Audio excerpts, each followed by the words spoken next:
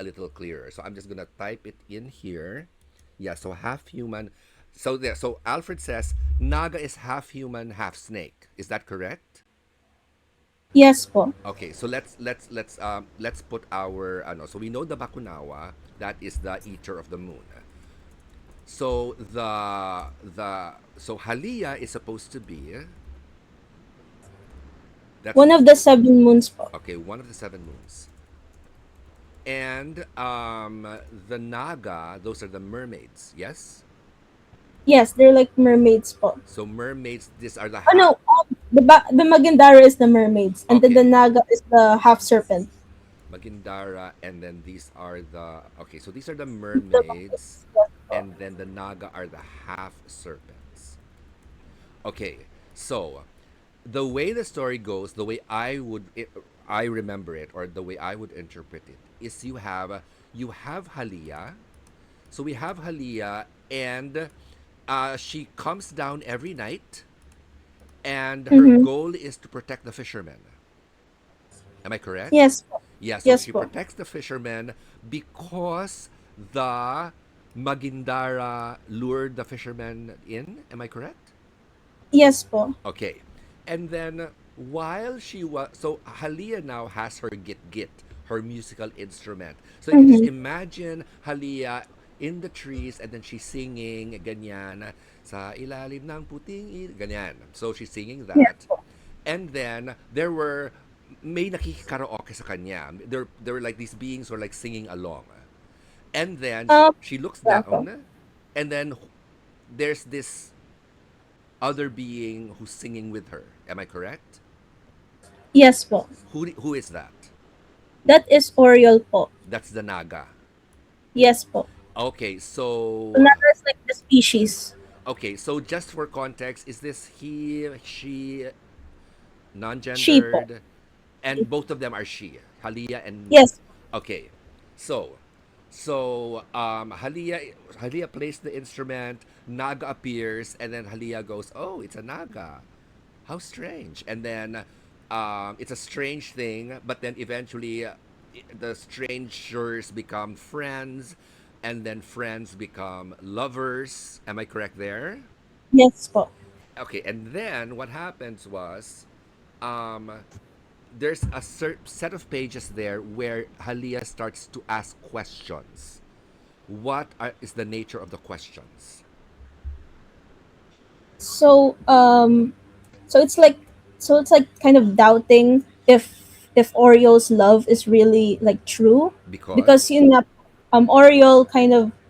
Oriole like wore her mask, and that's what happened that made her the Bakunawa, and that's kind of like she's kind of doubting. Halia's kind of like doubting if Oriole really like loved her, or she just wore the mask. okay, so Yes. the revelation here is the Naga is actually Oriol. Is that the Yes po. revelation there? Okay, Yes po. I'm gonna go back to that page. Let's go back to that page. And um so this is the Naga. So is it correct that the reason why there is a line on her face is because that's a mask? No po, that's like the character design po mismo. Ah, okay. So it's not the mask. Okay.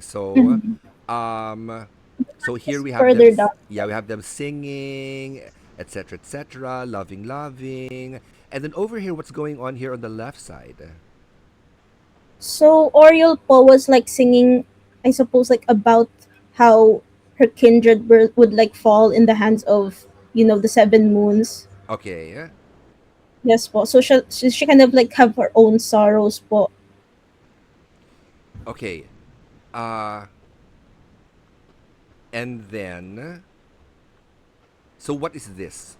What are we seeing That here? one is so Halia left her mask po with Oriole, and then Oriole wore her mask out of curiosity, and that turned her into the Bakunawa po.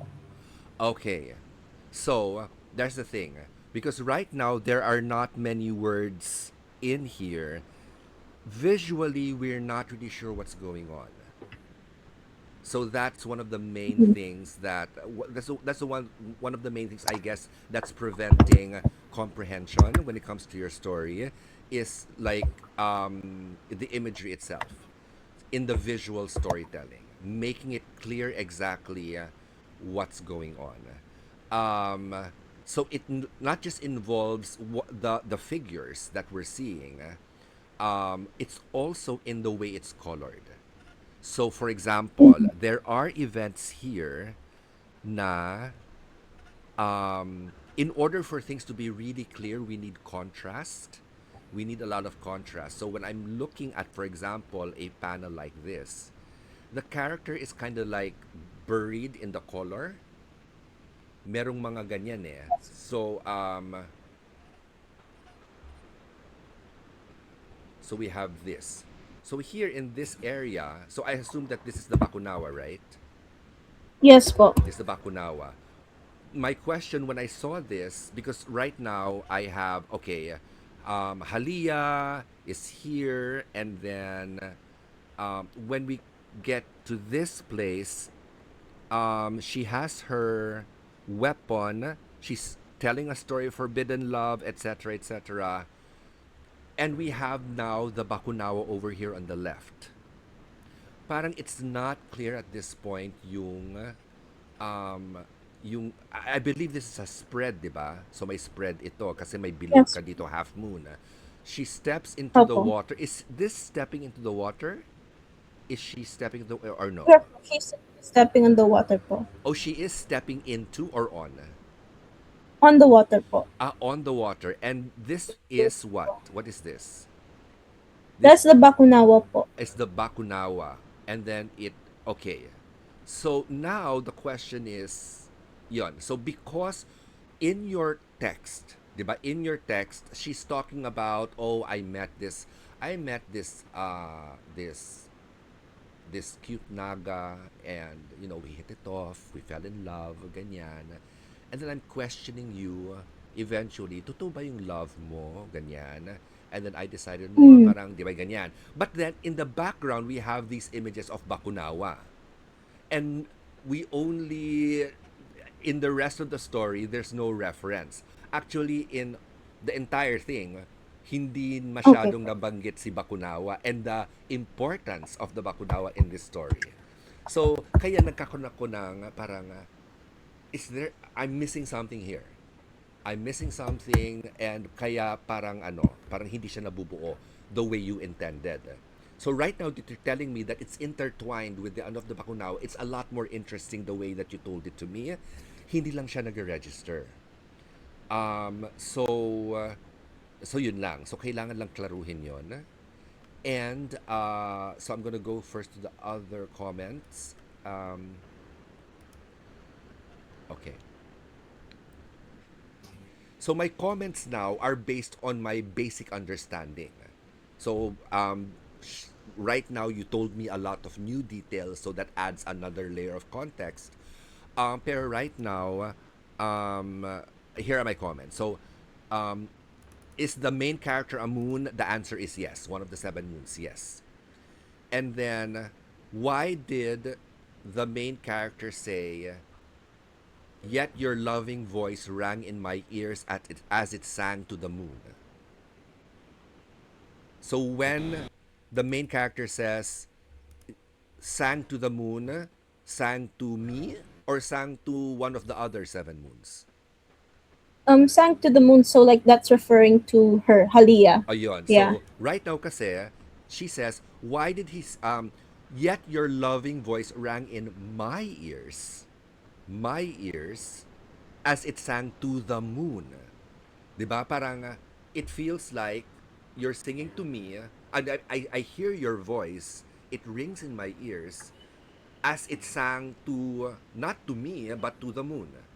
And because you Mm. said that there are seven moons, parang, oh my God, they're singing to another moon. You ganyan, not me. Ganyan. So kailangan na ng clarification doon. Right now, it says here, clarify between difference between Magindara and Naga. I know na what that is. So, ito, medyo na-clarify na. You need to strengthen here what made the love so special.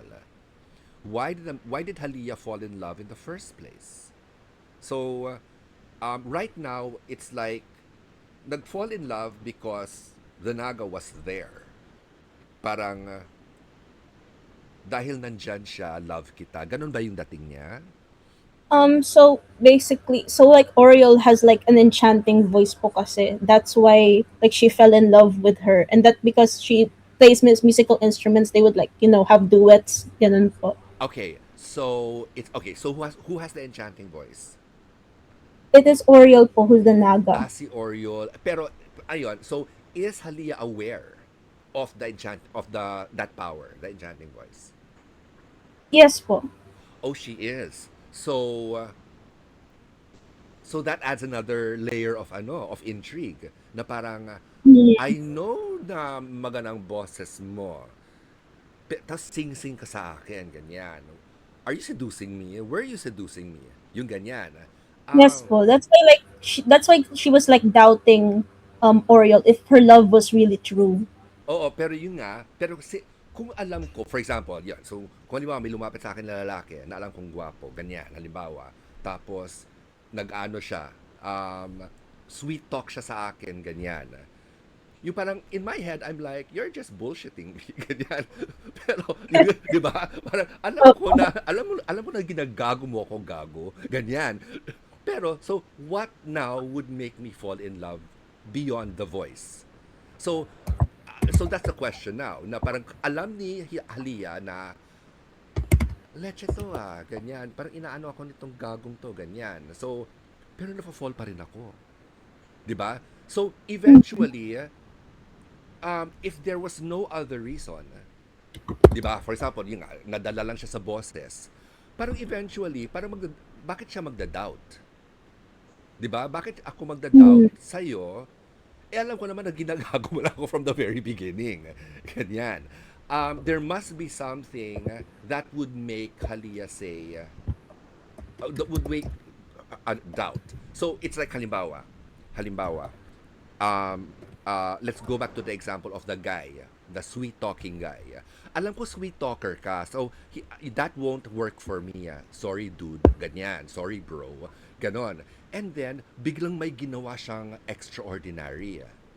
May siyang ginagawang extraordinary na Mhm. walang kinalaman sa boses. Yung meron siya talagang ginagawa. Nag-ano siya ng kahoy, nag-fetch ng tubig sa waterfall, yung all of that, ganyan. Parang, oh my God, he's doing other things for me. Yung ganyan. So, may reason ako, apart from the voice. And then I would think, maybe he's changed na. Yung ganon. So, I would now fall for him. So, in the end, I now have reason to doubt. Kasi, alam kong gago ka because of your sweet voice. But then eventually, parang, totoo nga ba itong mga pinanggagawa mong extra for me? Totoo ba yan? And what's also interesting is what you actually wrote. What was actually written in the comic na I will go back to that. Um, yung itong part na ito na